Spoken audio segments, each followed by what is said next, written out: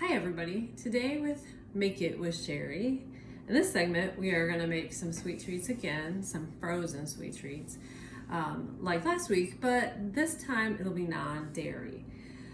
My mother, she can't have dairy. I know there's lots of people out there that dairy is a real problem, so the ice cream recipe that I made was super fun, really easy and quick, though if you have a reason not to eat dairy, that's not something you can probably do. So today we're gonna make a few things.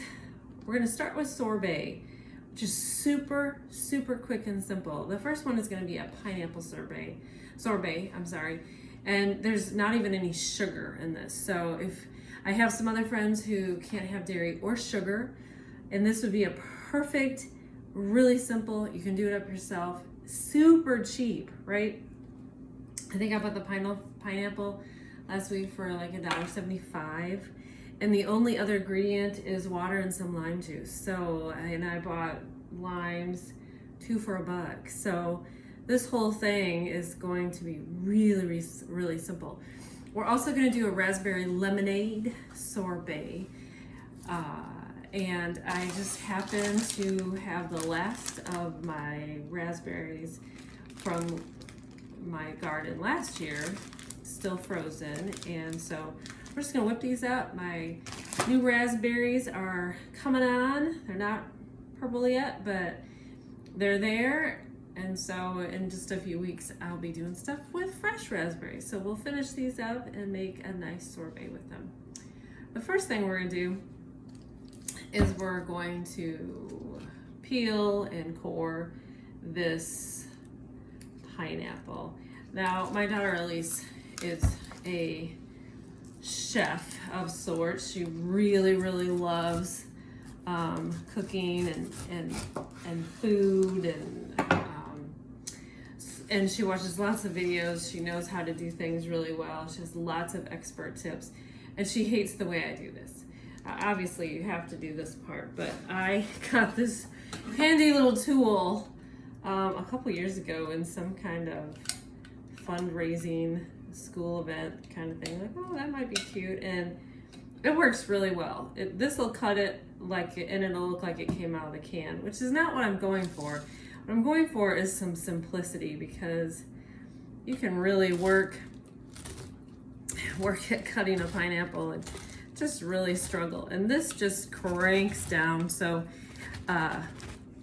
she does not approve of this method. She thinks you should peel it all. And if you did peel it all with a knife, you would get more pineapple. So I see her point. I don't think she's wrong. But at a certain time in your life, it's kind of nice to go with things that are easy. So really all you need is a knife. So if you have one of these handy dandy little deals, that is awesome. The other thing we need, this is all gonna happen in my blender.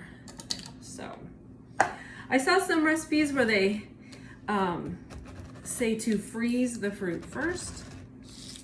This one does not.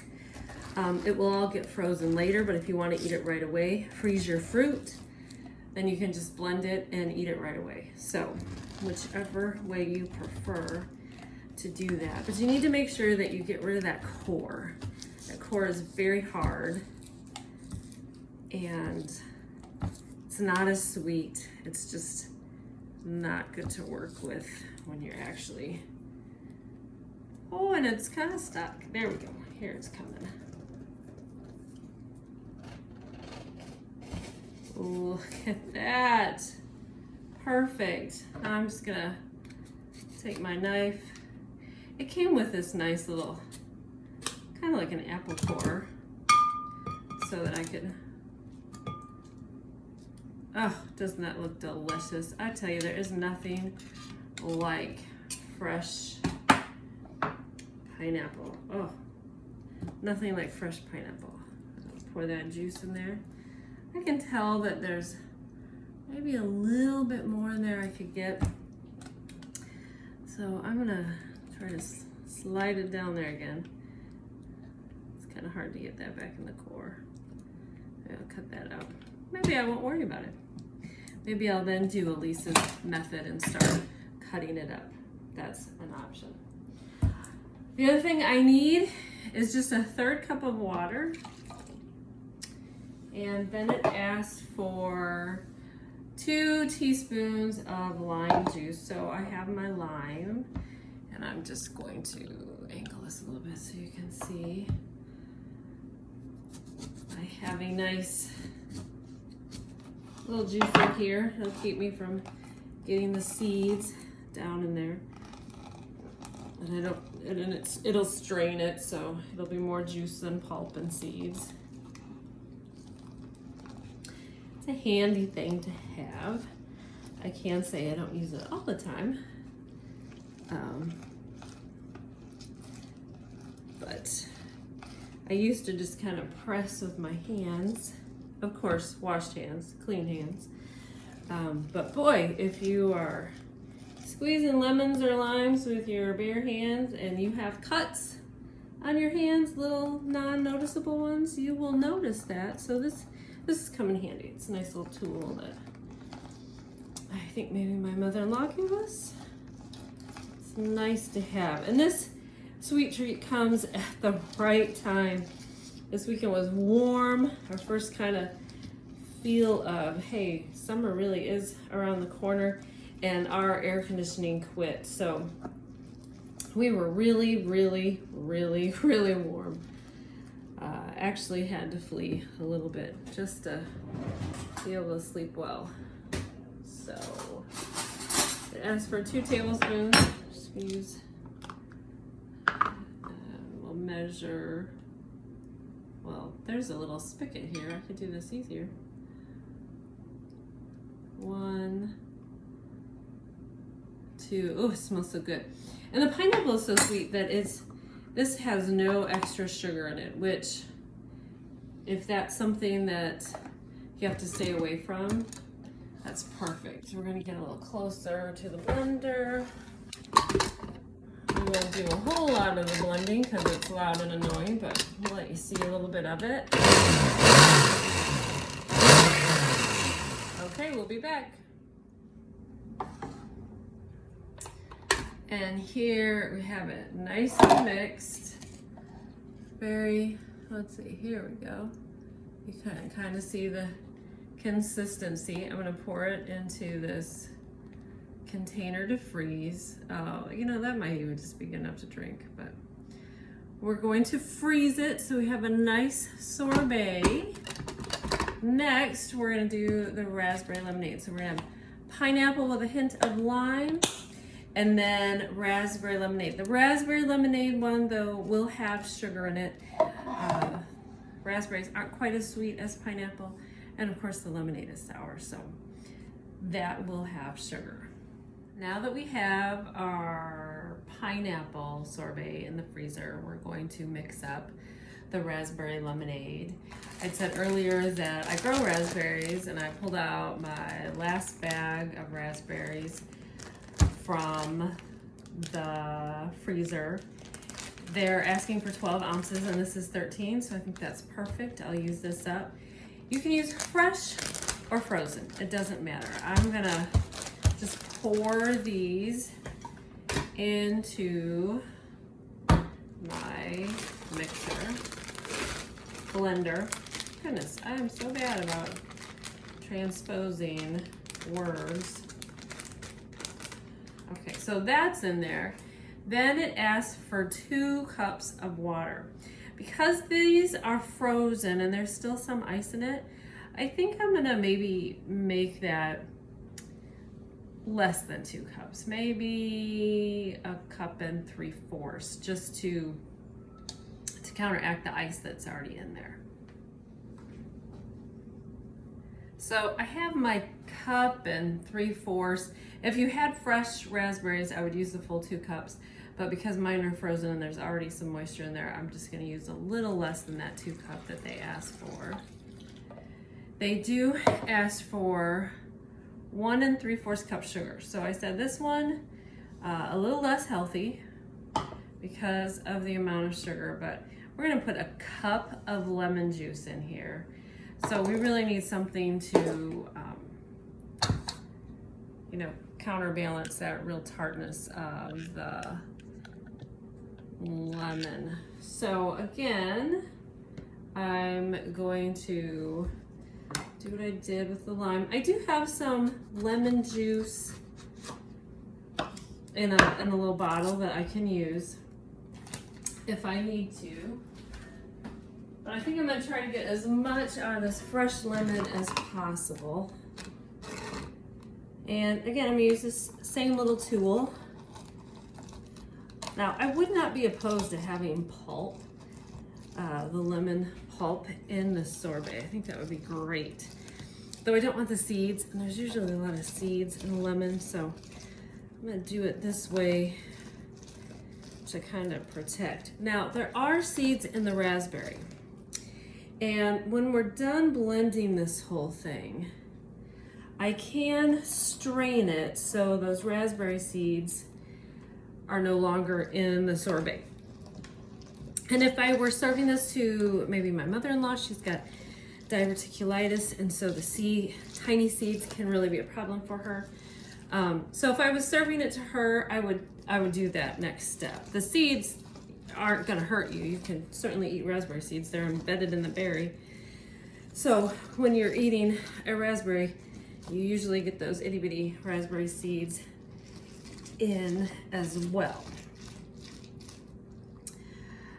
So I'll show you how you can do that, though my air conditioning is not fixed, and so I can't say that so that gave me about half a cup. So now I'm gonna use some of the pre-squeezed stuff just because that's what I have enough of. I only have the one lemon. And I might as well use what you have, then head out to the store again. And these days, I try to do my shopping once every 2 weeks, get it all, get home, and not go again for a while. I haven't mastered I shouldn't say that. It's not that I haven't mastered, I haven't even really tried that, just order it online. But I think that's a really great option that we have during this season. And I think now I have my 1 cup of lemon juice and I have used all my lemon. So I will need to put that on the list. So let's add this to our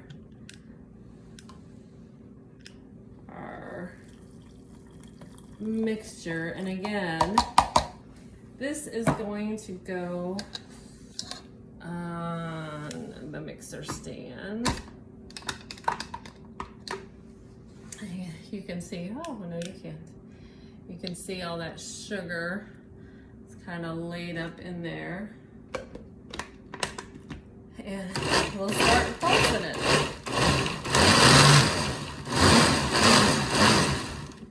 Okay, so we've done all our blending. It's a nice, everything's been mixed up really well. And this would be the opportunity for me to try to get rid of the seeds if I wanted to. If you have a good tight sieve, this is my sifter. I could use that. It's pretty tight. They also recommend cheesecloth. And if you haven't seen cheesecloth before, I just want to show you, you can double this up. You can put layer upon layer so that it's even tighter. I use this when I make my elderberry jelly. There are teeny tiny little seeds in those elderberries. The jelly is delicious, but you really have to get all the seeds out. So that's when I use that.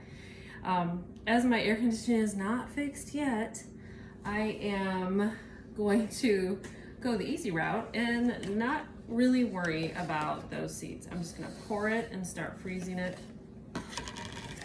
My hope is, there's one more method of ice cream cone making that I wanted to show you, though it requires using the oven. And unless the air conditioning really gets fixed, I'm not gonna do that.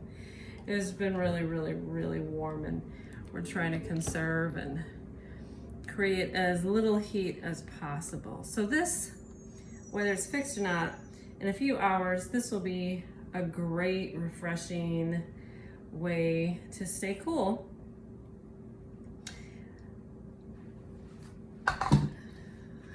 During really hot times. So I'm gonna put these in our freezer as well. I'll bring them back out in a few hours, probably around 4 hours. I'll pull these out and we'll do some taste testing. Oh, that was so simple. Like with 10 or 15 minutes, you have it. Just put it in the freezer. Great afternoon snack. You and the kiddos can do it together in the morning. There's tons of sorbet recipes. If you keep frozen bananas, there's lots of things you can do with to make non-dairy ice cream with frozen bananas. My hope was to show a non-dairy ice cream, not just a sorbet. So we'll see. That may have to happen in a couple weeks. I'm having a hard time finding a no churn recipe because I do not have an ice cream maker, and I don't know that you do either. So I'm trying to find it as simple, as cheap, as easy for families and kiddos to get involved in something really fun and refreshing. So in a little bit, we'll give this a try. Thanks.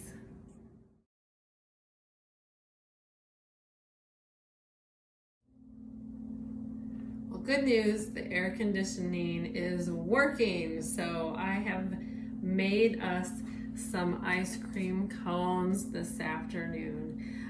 The recipe is pretty similar to what we did last week, so I'm gonna list that, but I'm not showing you how to do that because I've kind of already done that before, and it's really simple. But the baking method or the cooking method is different because this time I'm doing it in the oven. So I took 2 large egg whites, half a cup of sugar, and whisked that really good for a couple of minutes. Then I added 2 tablespoons of almond milk. I really wanted to have a non-dairy option, and I made those ice cream cones last week, but they did have milk in them. So I bought almond milk so that we can have a non-dairy option. I put in a 1/4 teaspoon of vanilla, though you didn't see me do that, so I probably didn't really measure. You know, I like to just pour it in. I did 2 tablespoons of melted butter, a tablespoon of cold water, a half a cup of flour, and just a little bit of salt, just a pinch of salt. With the flour, after you get that mixed up, if it's a little too runny, you can add a little more flour, or if it's too thick, more water.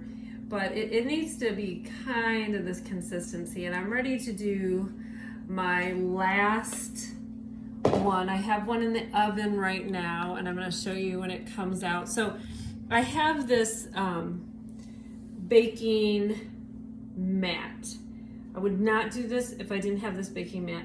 I got this really cheap last year around Christmas. I think it was like in the stocking stuffer $2 bin.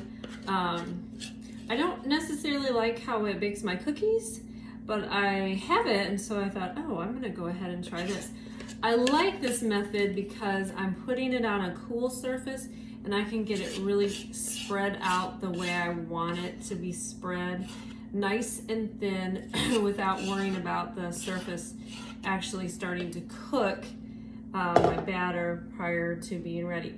Now this little baking mat is a silicone baking mat. There's lots of different brands. At one time I think they were quite costly because it was kind of new. Now you can kind of get them anywhere. I really think I didn't spend more than $1.50 or $2 on it. But it's got this nice little drawing. So I know exactly that I am making this an 8-inch circle. So they've all been pretty uniform in shape. The first couple I made, I put together on one mat. I did one on one side and one on the other.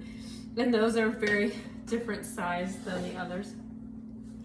So this will go in just in about 3 minutes, but I want to show you how they've turned out so far. These are nice and thin. I'm still having a little bit of a hard time closing that up, and that's because it is just so hot as you're rolling. Again, I used just some aluminum foil to make that. And this end is a little tighter. I have 5 done so far, 1 in the oven and 1 more to do. So there they sit. The recipe said this could make, you know, around 8, and I have 5, 6, I have 7. And I could have made them a different diameter so that I could get a few more in. Oops, I'm starting to tip.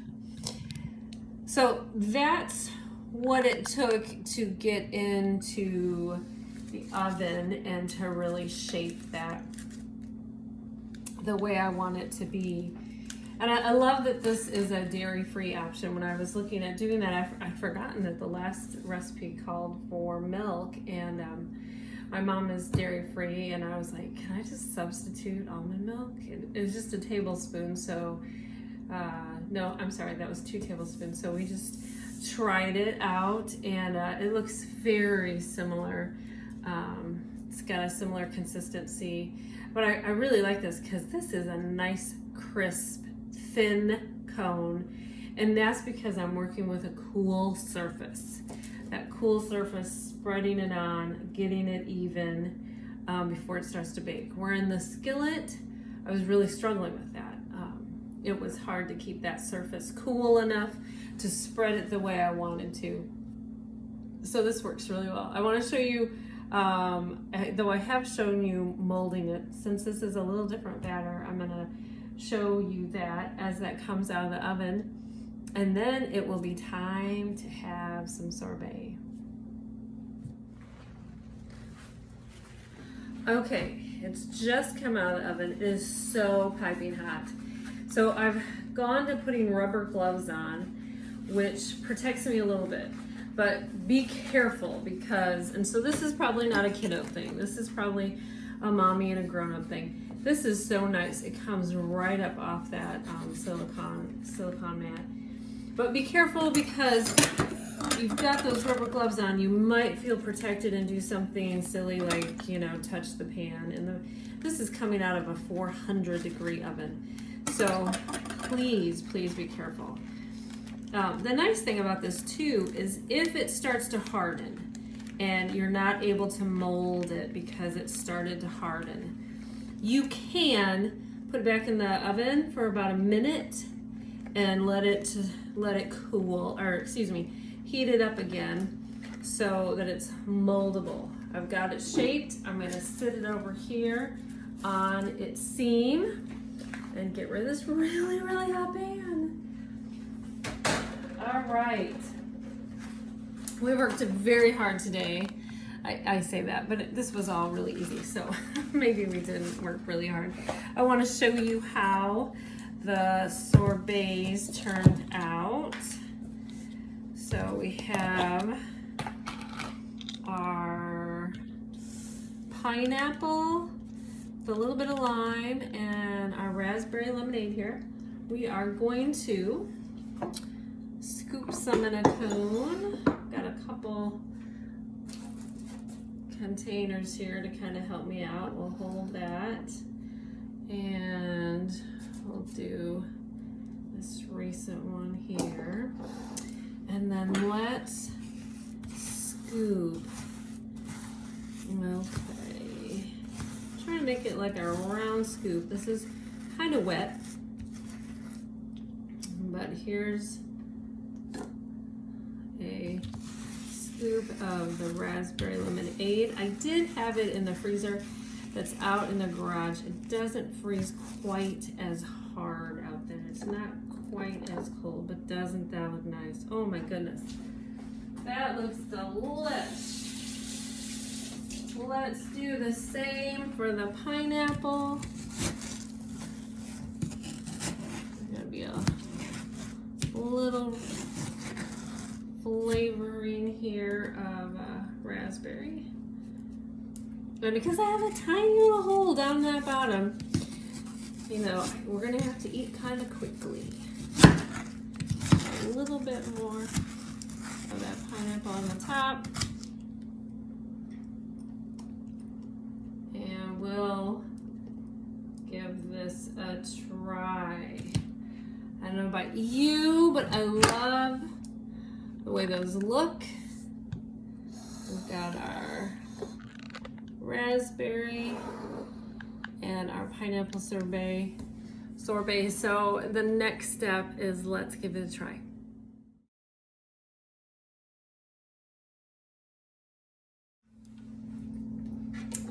Okay, it's time to taste test. Luke's here, Dwayne's here.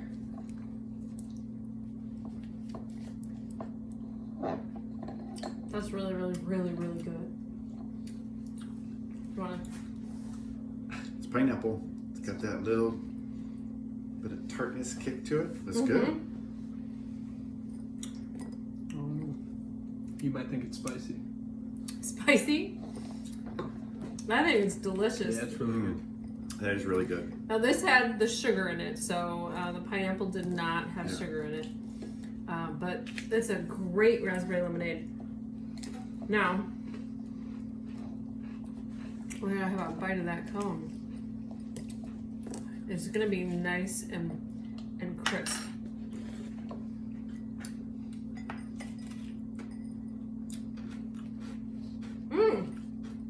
Very crunchy. Yeah, it's good. I used almond milk. Can you taste a difference? No. There you go. A completely non-dairy, nice summer treat for hot days. And it was really simple. It didn't take much time. Okay, next week we're going back to the arts and crafts.